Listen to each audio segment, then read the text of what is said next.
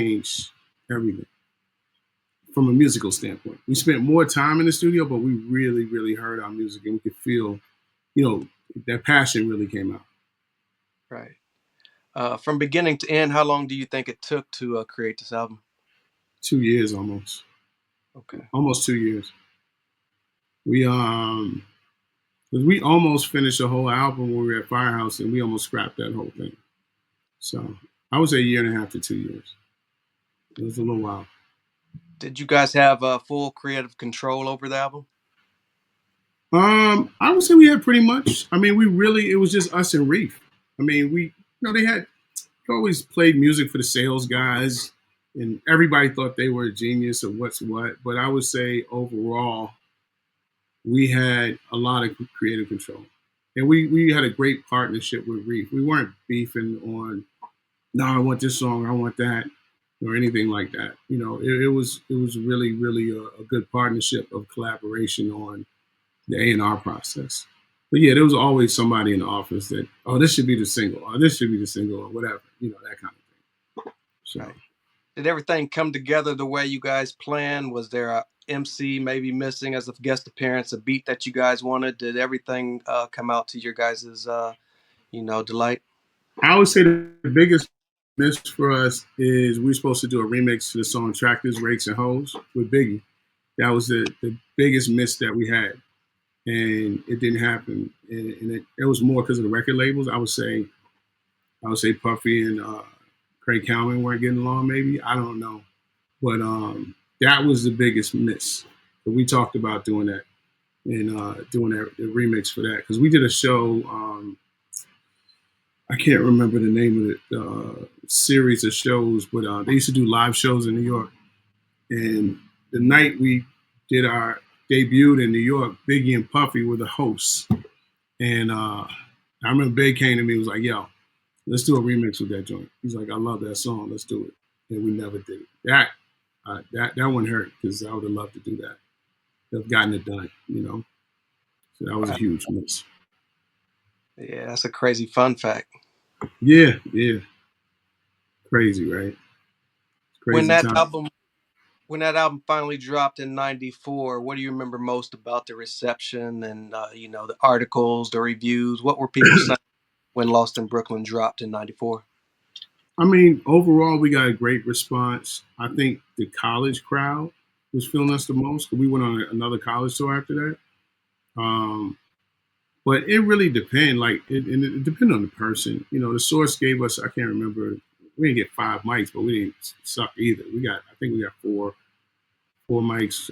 I can't remember back then. I need to find that out and ask. But I know we got a decent review in the source from Matty G. But I just remember it was kind of weird coming out because we were changing that we had changed so much as people from where we started. If we were still living in Richmond, it probably would have been different. But I know that we were different as young men at the time when the album came out versus the young men on that album were different at the time by the time it came out. And then the music was changing because gangster rap, L.A. West Coast. I mean, you had the Biggie versus Pop. Like it started change. Everything started getting crazy. So it was a weird time, and we were one of those groups that just wanted to have fun. So we had to really stay in that niche of who our customer, our crowd was. But I don't remember. I remember talking to one of my boys. He's like, "Yeah, it's cool, but it's not like this." I was like, "But that's not us." So there was a little bit of identity thing in trying to figure out who you are at that time and what's changed in your life, and what do living in New York and living in Richmond, Virginia, are two different things. So Right. yeah, I watched Sean and Jeremy change, over time. Sean J and Soda for sure.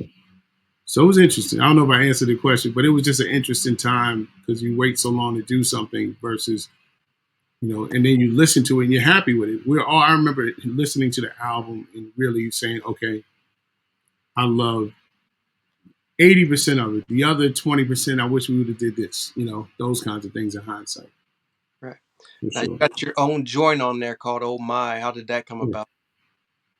That straight up came from I want to say from the Jungle Brothers, Sammy B is on the cut on the Jungle Brothers album, and it's just a track of Sammy B cutting, I think. So I was like, yo, I want my own little thing.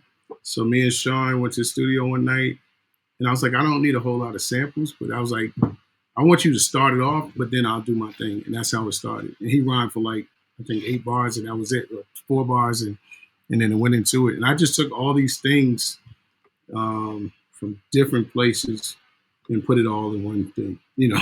So I mean, I use so many different. I think I use Guru, Salt and Pepper, some British actor, Soul to Soul. Um, man, it was what's the song? The girl named Sally. So I can't remember. I use so many different records that I like, and then put it all together. It was really just a beat and cutting, but it really came from Sammy B is on the cut. If you remember that song back in the day. Yep. So that's where that concept came from. Very dope. So it was dope back then. I think you guys only dropped one single. Why no more singles on that project? We kind of got into it with the label. You know, Stretch left. Southern Comfort did okay, and then the next single was supposed to be Sitting Here, and we never got to it. We kind of got into not a beef, but it just a difference of opinion on things, and got into a riff with them. We wanted to get off the label. We had to get a lawyer to get off the label, and then by that time, actually, I know everybody talk about Diddy now, it's all the craziness, but by then, actually, we had a chance of actually being on Bad Boy. So, but we got tied up legally with Craig County in Atlantic, and they wouldn't let us off the label, but we just started beefing about music, timing, when we wanted to come out, what should be the B side to that single, and it just never came out. And I felt like that was our best. I felt like Sitting Here was like our best song, as much as I like Southern Comfort, but Sitting Here chilling. That was the one that I still listen to this day and be like, yo, we had fun making that record. So Uh, that's what happened. before the You rift, just lose your steam. Before the what? before the rift, were you guys able to tour off the project? Yeah, we did a lot of college tours. We went on the road with leaders of the New School. We did some shows with Tribe Called Quest, Arrested Development. Um, I mean, we performed in it. We performed in, we opened up Wu Tang in New York years ago. Um, so like even that night, if you ever listen to the Tupac Biggie freestyle joint when they performed in New York that night, Wu Tang, and we were like one of the open acts that night. So we did a lot of shows, a lot of places. We traveled all over the country. We never went overseas, but we by the time we were supposed to go overseas, because it's funny, a lot of our record sales came from overseas more than the U.S. But we never really got a chance to do that big tour, you know. Wow. At what point did you guys get off the label? Man, it took a minute. And all this happened most of the riff happened before the album even came out. So, I would say it took us a year and change to get off the label. And it was a whole thing. Like it was a whole legal thing. And they just had us, sometimes record companies can sit you on the shelf and do nothing with you for years. And we just didn't want to do that. So we got this lawyer that helped us out. That lawyer focused on getting people out of their deals. You know what I mean? Kind of thing. So it took a minute, but we were able to get off. Once you guys got released, where did Down South find yourselves? All in different places, man. It was life changing. So Sean J was still producing. He did some stuff for Mos Def, and a couple Talib Kweli, a bunch of folks. Jeremy Soda, went back to school, was working. I ended up going back to work at Def Jam I went from being a rap artist to being a receptionist at Def Jam. So so I literally it's it's I look at it now as one of the best things that ever happened to me. But it was we all had to start all over in a sense. And then as a group, Jeremy and I, Soda, we tried to still do music, but Sean really was burnt out. He didn't want to be an artist anymore. Mm. So he just kind of stuck to production, and Soda and I tried to do it for a little while. We tried to manage a group out of Richmond. We wanted to bring talent from Richmond up to New York. We did that, invested in that, didn't work out, and then I had to start all over. So I had to get a job, and I went to work at Def Jam, making a little, making nothing basically, and then end up working my way up through that system, and ended up at Rush Communications. Okay. Was there any plans for a Down South follow-up album? Um, I don't think we ever got that far. I think because we got burned out. The beef with the record label, it really took the steam out of the creative process for us. I think we were all burned out, so it was pretty much over. Like there was never. We tried to convince Sean, come on, man, let's try one more time, and it just took too much out of us. Mm. So we never talked about it. Right. Never. That's funny. Catch us up on your journey. You said you started out back at Def Jam and worked your way Mhm. up. Talk to us a little bit about then and where you are now. Yeah. So in '94 album comes out. Not much happening. So in '96, well, I say sometime in '95, wasn't that far after, I became the receptionist.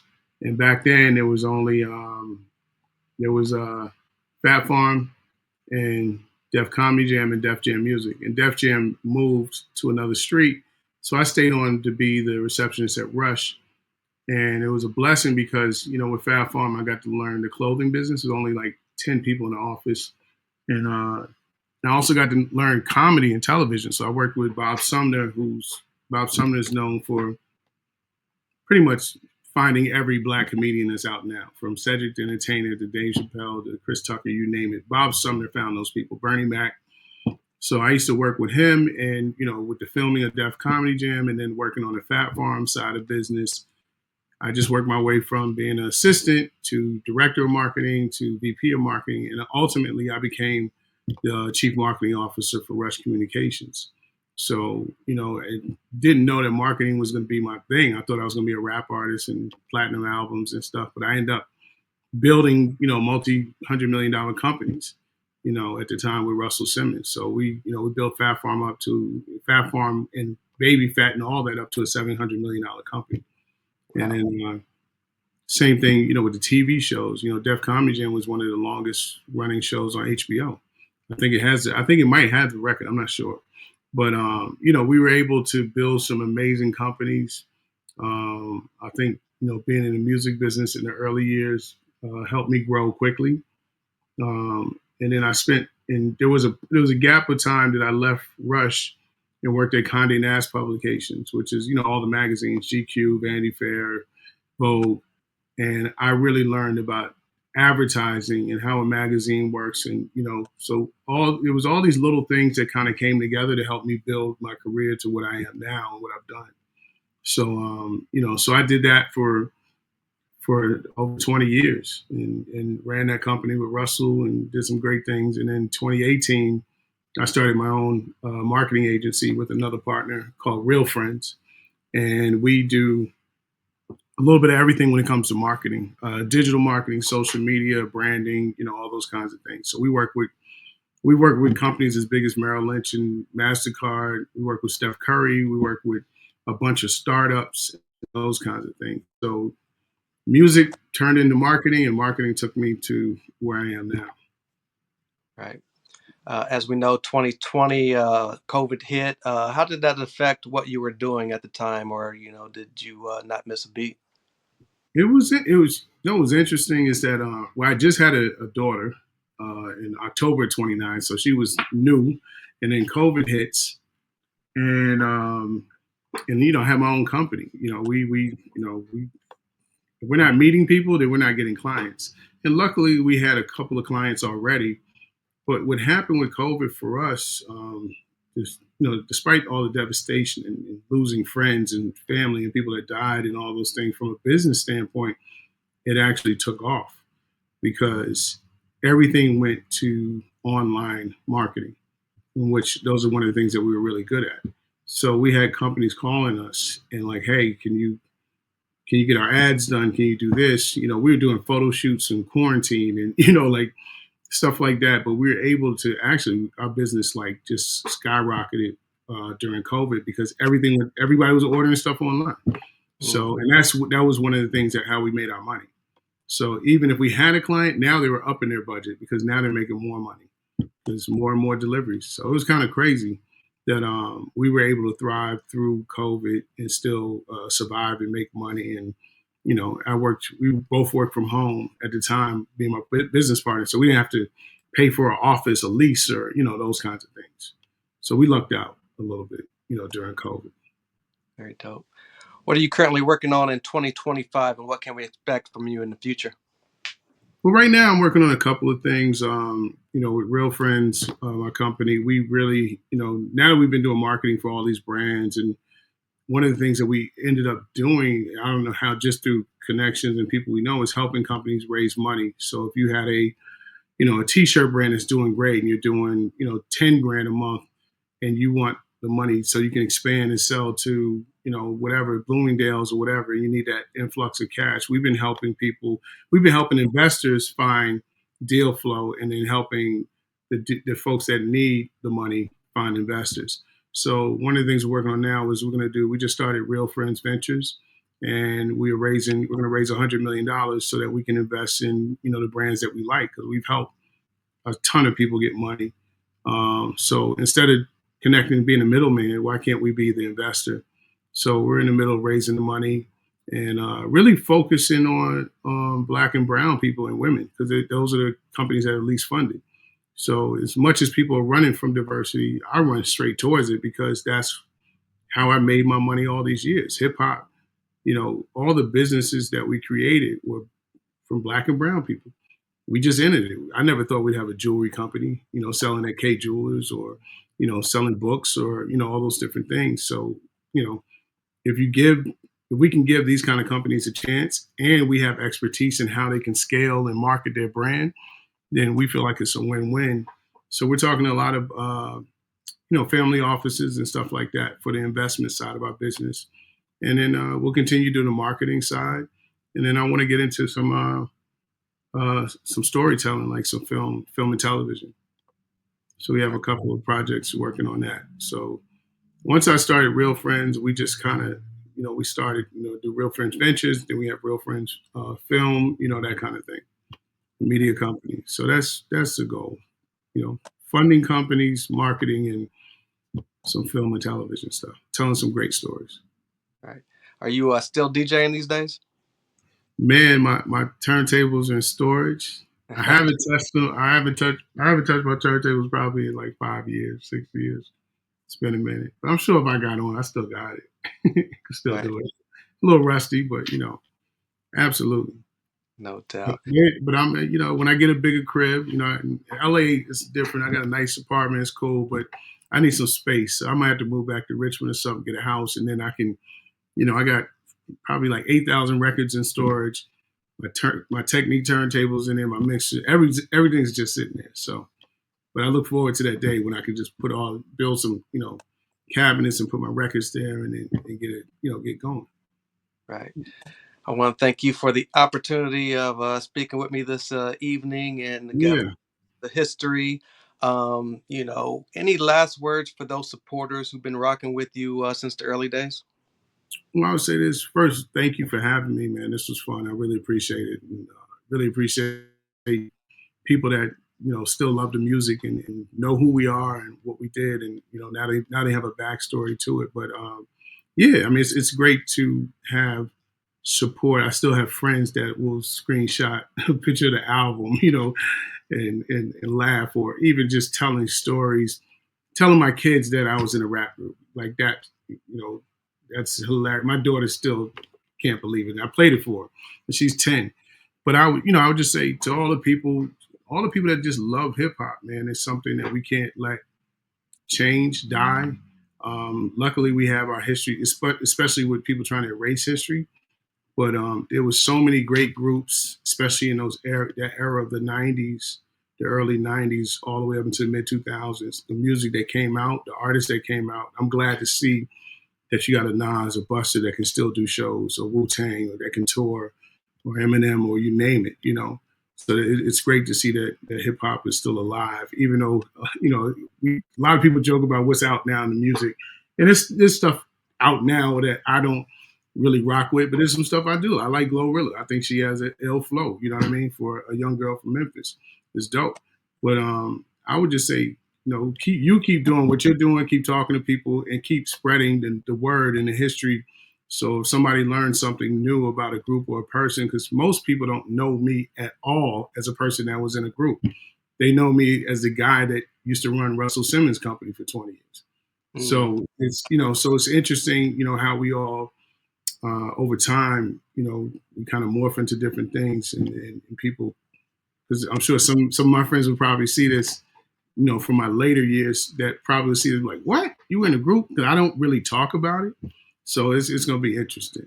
You know what I mean? But keep doing what you're doing, Sin-seer, man. I think, just telling these stories is what's up, and that's what needs to happen.